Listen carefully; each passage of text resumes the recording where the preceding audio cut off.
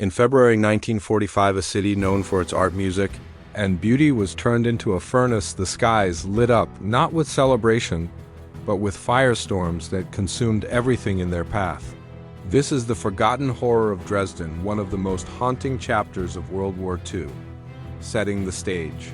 Dresden was no ordinary city nicknamed the Florence on the Elbe. It was a cultural jewel of Germany filled with historic architecture, churches, and museums. By early 1945, the war was nearing its end. Germany was on the brink of defeat, yet Dresden remained largely untouched. That would change in a single night. The bombing begins. On the night of February 13th, British bombers roared overhead. Waves of aircraft released thousands of tons of explosives and incendiaries. Within minutes, the historic center of Dresden was engulfed in flames. The heat grew so intense that it created its own weather system, a firestorm sucking oxygen from the streets below. The firestorm? Survivors described hurricane-force winds pulling people into the inferno. Buildings crumbled, the streets glowed red with heat, and entire neighborhoods vanished in a matter of hours. It wasn't just destruction, it was annihilation. The firestorm devoured everything: homes, landmarks, and lives. Human experience witnesses recalled the chaos: families separated in the smoke, children lost in the panic. Some found shelter underground only to suffocate when the flames above consumed all oxygen. Others ran toward the river, desperately trying to escape. The fire, for many, there was no escape. The city itself had become a trap.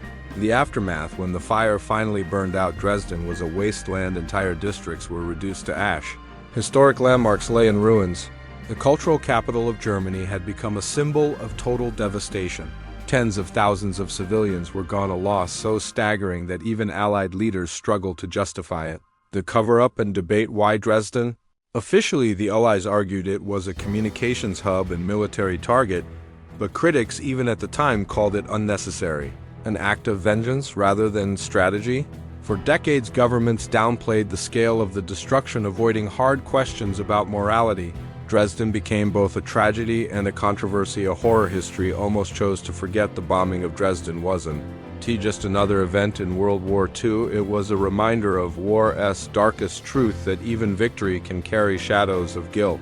As the city rebuilt, the scars of 1945 remained etched in memory, and today, Dresden's story forces us to confront an uncomfortable question: when does war stop being about winning and start becoming about revenge? The forgotten horror of Dresden is not just a story about the past, it is a warning for the future.